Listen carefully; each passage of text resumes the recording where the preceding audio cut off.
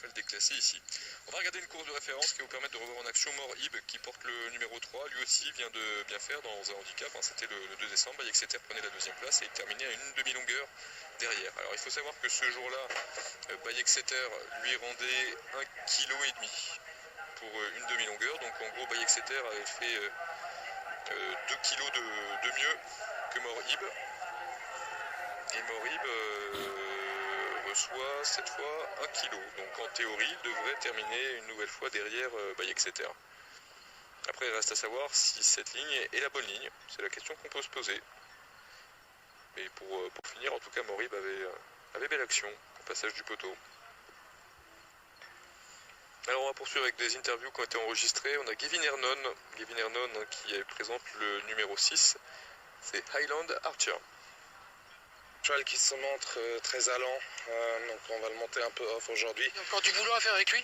Je pense, mais il est un cheval qui a débuté deuxième ici, derrière un gagnant de listed de M. Ferb il était en course ce jour-là.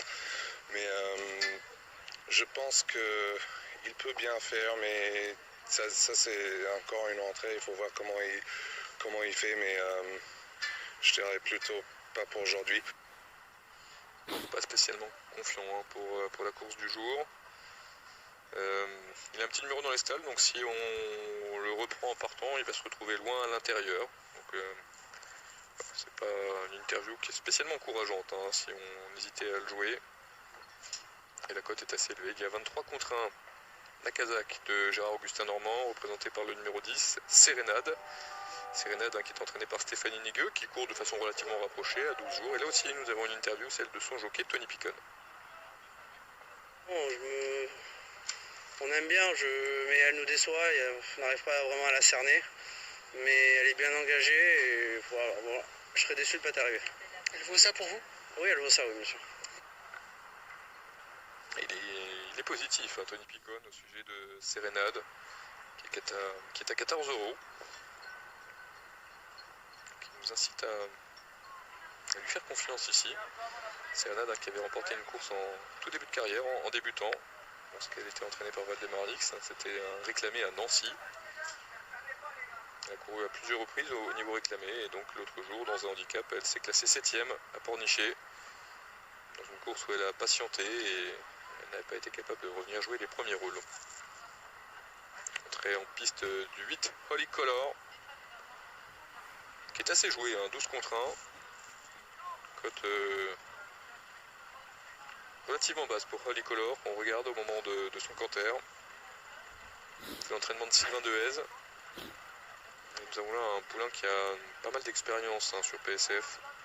Il a gagné à Chantilly en avril dernier. Il s'est classé 4e dernièrement, toujours ici à Chantilly, sur le parcours d'ailleurs.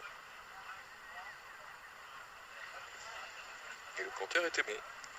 Sa situation est correcte dans l'épreuve, grâce à la décharge de Corentin Berger. Donc ça fait partie des belles chances. Le numéro dans les stalles aussi va lui permettre d'être monté près des chevaux de tête. C'est un profil intéressant. Ah, faut pas s'y tromper, Vincent, c'était pas un handicap, c'est une course à condition et je vois que le favori n'est pas très bien placé au poids. Si on fait le ratio poids-valeur, pourtant c'est un peu le problème, oui. Et concernant le numéro 17, Vedamia, elle est arrivée il y a de ça une dizaine de jours dans les box de Nicolas Clément. Acquisition, vente, origine Agacan, l'objectif est de la faire gagner, c'est plus qui est bien né.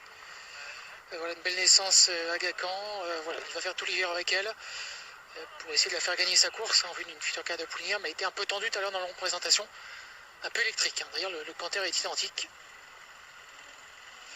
Alors que son jockey pianote, parce que 1900 mètres, je ne sais pas ce que vous en pensez, ça peut être un peu long si elle tire. Oui, c'est sûr. Après, bon, je l'ai trouvé quand même assez plaisante au canter. Même s'il était un peu sur le vent, c'est vrai. Elle a souvent couru sur 1400 mètres, elle avait parfois été alignée sur 18, parfois sur 16 en début de carrière. Elle a couru 11 fois pour Francis Graffard, elle n'a jamais gagné. Elle se retrouve donc en 32 valeurs maintenant avec un petit poids, 54,5 kg. Inutile de vous dire qu'elle est bien placée dans la course du jour. On a également le numéro 16, Custard Tart, qui est bien placé. C'est quasiment la mieux placée de la course. Alors, son entraîneur pestait un petit peu contre ce numéro 16. Hein. On me disait qu'à chaque fois, le tir numéro 16, forcément, vous perdez une partie de vos chances en partant, surtout quand vous n'avez pas une grosse marge. En tout cas, elle dit que ça pousse juste en forme. L'engagement est très intéressant, mais le numéro lui fait perdre une partie de ses chances. Mais elle reste quand même positive pour bien courir. Et elle reçoit 6 kg de Bayek Setter. Donc c'est quand même beaucoup, hein, parce que les valeurs ne sont pas si lointaines. Il n'y a que 2 kg d'écart. En théorie, il a 4 kg d'avantage. C'est ça. Et la cote est radicalement opposée. Il faudra juste faire avec ce numéro à l'extérieur. Bon, c'est une course ouverte. Hein. Pas beaucoup de chevaux qui n'ont pas de chance ici. Ceux qui sont moins bien placés ont de la forme récente. Ce sont les 3 chevaux du haut d'ailleurs.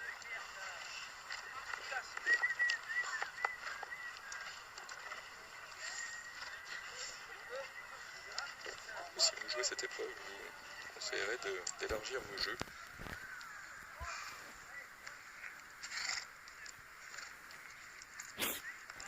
Un Sugar Time qui est à une cote élevée se retrouve également assez bien placé dans cette épreuve. Gina Harik, on la retrouve en direct au micro de Guillaume. J'ai bien aimé l'autre jour, Morib. Quel était votre avis, Gina? Il a bien couru l'autre jour. Par contre, je pense que je vais peut-être gagner. Je n'ai pas gagné, je suis troisième. En longue ligne droite, ce sera peut-être plus à sa convenance que la ligne droite un petit peu plus court à Lyon le soir. Par contre, c'est la piste que j'apprécie beaucoup là-bas. Donc, voilà. 1900 mètres, est-ce que c'est sa bonne distance? Oui, je crois. Bon, il a fait tous entre 16 et 2100. Donc, c'est devant lui, je crois. 1900, ce ne sera pas trop un souci. Par contre, à Chantilly, je remarque les courses ici ont tendance de partir hyper vite, presque style américain, et après ils freinent. Ça, c'est pas forcément notre tasse de thé, mais avec le poste à l'extérieur, ça va peut-être nous permettre de cacher mieux le peloton et pas être condamné d'aller derrière tout le monde. Donc, on verra le déroulement de parcours. Aussi, il a beaucoup couru cette année aussi. Donc, je prends mes vacances depuis un bon moment. Après aujourd'hui, c'est vraiment des vacances. Merci Gina, merci. Donc chance pour une place à Vincent. Oui. Morib. Mais bon, de la même façon que Bayek Setter, Morib n'est pas bien placé dans cette épreuve. Mal placé. Ouais, donc c'est un peu le problème. Mais c'est vrai que sa fin de course l'autre jour était plaisante. On a pu la voir.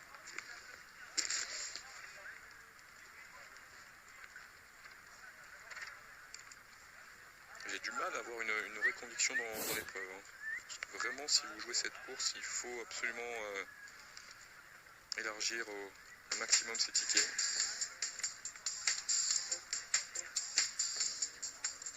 Le pointeur de Polycolor était plus bon. On a vu vraiment un cheval plaisant. Le 8, qui est à 9,60 €. Il y a une petite prise. Il y a une prise également sur le 4 Lewis Chop, qui est associé à Marie Vélon, présenté par David Windriff. La cote de Lewis Chop est de 5,90 € maintenant. Il va peut-être finir favori ce poulain. Comme c'est parti. Lui qui court pour la première fois pour David Windriff. Il était entraîné auparavant par Fabrice Chappé. Il a terminé deuxième l'autre jour au niveau réclamé.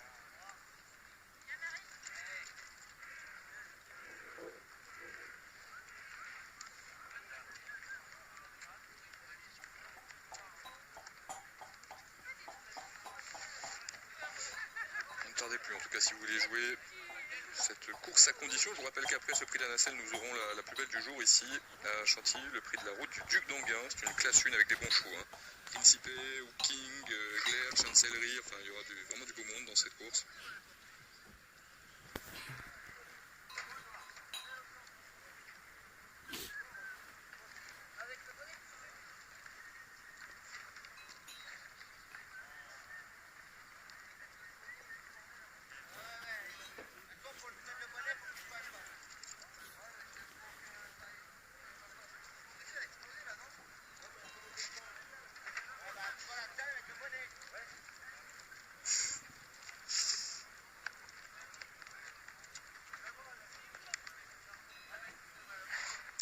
Encore 5 en dehors des stalles de départ. On a un jockey qui est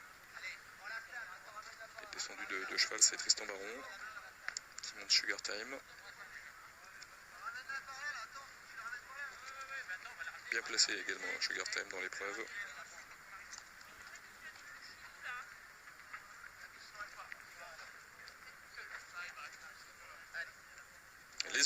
avec Benjamin Marie, qui n'a pas une valeur qui lui confère une bonne chance ici. 25, c'est l'un des outsiders de la course.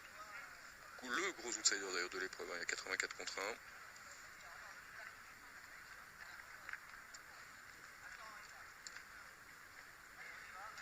€5,10 pour le favori by Exeter, qui part avec la confiance d'Alexis Pouchin.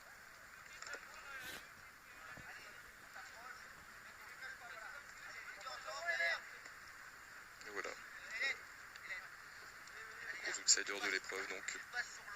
On a également la surprise qui va passer dans sa stalle. Elle aussi détient une chance secondaire si on regarde les valeurs attribuées. Départ dans quelques instants pour la 6e. Prix de la nacelle.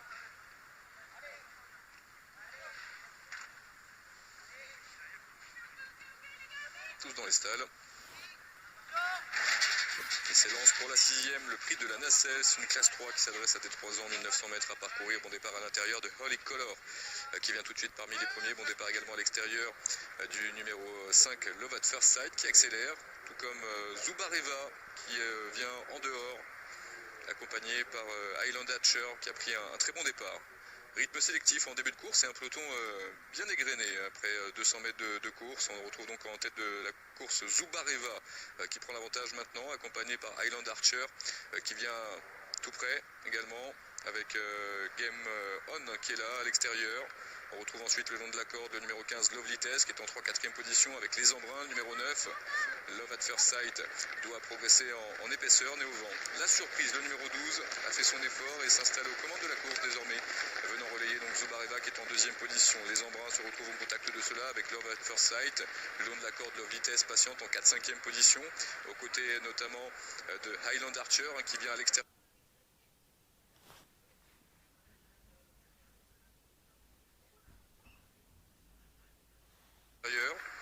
Alors que Holy Color se retrouve un peu piégé à flanc de peloton à cet instant.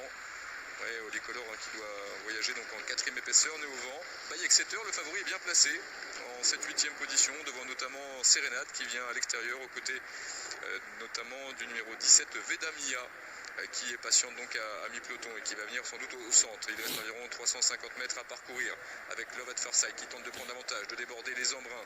On a également à l'extérieur plusieurs concurrents qui se rapprochent, notamment le 8 Holy Color qui refait un petit peu de terrain, tout comme Highland Archer qui est là. Et puis à l'intérieur on a Game On maintenant qui s'aufile entre les chevaux. Il reste environ 250 mètres à parcourir. Belle fin de course également à l'extérieur du numéro 17 Vedamia qui termine vite. Et puis le long de la corde, le favori by Exeter qui est lancé. Il reste maintenant 100 mètres à parcourir et c'est Vedamia qui a rejoint les box de Nicolas Clément, qui a pris l'avantage et qui va remporter cette course. La 2e place pour Kustart et la 3e place prise peut-être tout à la fin par le numéro 3 Morib. Achat gagnant pour Nicolas Clément, le numéro 17 Vedamia qui était loin et qui a profité du train extrêmement soutenu Vincent pour venir tout à la fin de s'imposer avec cette fille de Charm Spirit. 2e place pour le numéro 16 Kustart qui court de première aujourd'hui.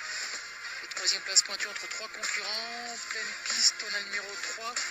C'est Morib et on a masqué 2 concurrents, on a Olivier. مرحبا بكم متابعينا ومشاهدينا الكرام. إذن نهاية سباق الفرنسي